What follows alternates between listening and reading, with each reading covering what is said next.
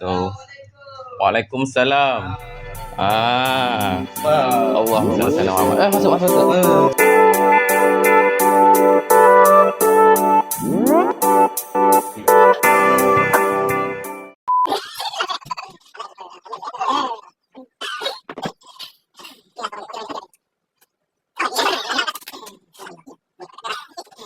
Itulah. Jom pergi jalan-jalan. Oh yeah. Lagi.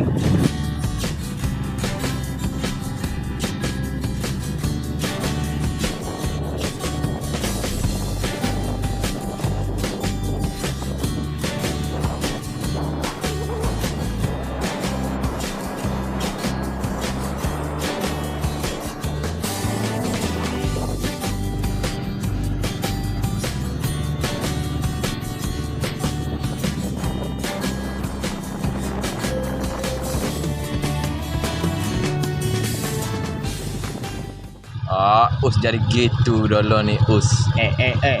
Tengok Us. sini. Tengok sini. Nak mengakak bung. Tak kena panggil saya gitu. Saya bukan pewak. Temboknya masih gambar tahu. Saya askar ni. A few moments later.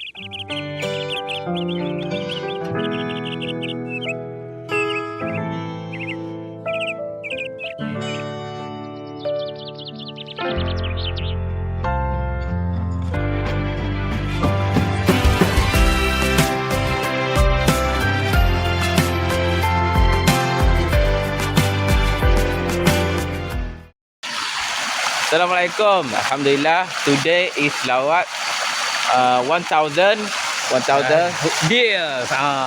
Hari ni. 1000 days. Alhamdulillah lama dah ni kita duduk. Kita daki Bukit Mata. Dah boleh dah. Dah, Tahun lepas dah hari ni. Ni tahun lepas itu dia buat ni. Tengok macam mana. Jadi kita ngokah bukit. Nak test stamina ya kan lo ni. Kurang. Oh. Nyampai berapa kali dah ni. Kita ajak mai pagi benar tapi keroh. Jadi alhamdulillah.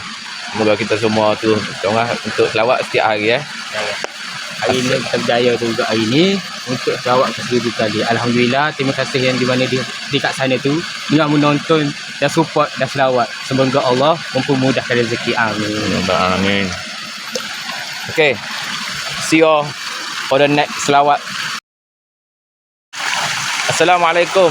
Today is the day of 1000 selawat. Alhamdulillah. 1000 selawat. Oh. It's day of 1000, right? Yes. I start this series from 2023. Yes, that's right. February, I guess. Long. You know. So long. Yeah, I haven't met him yet.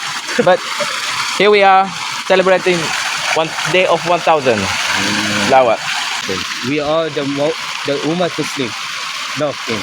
Very Muslim. good. Awan. Have a great day, everyone. Have a great day. Selawat every day. For tomorrow is 1001. Woo!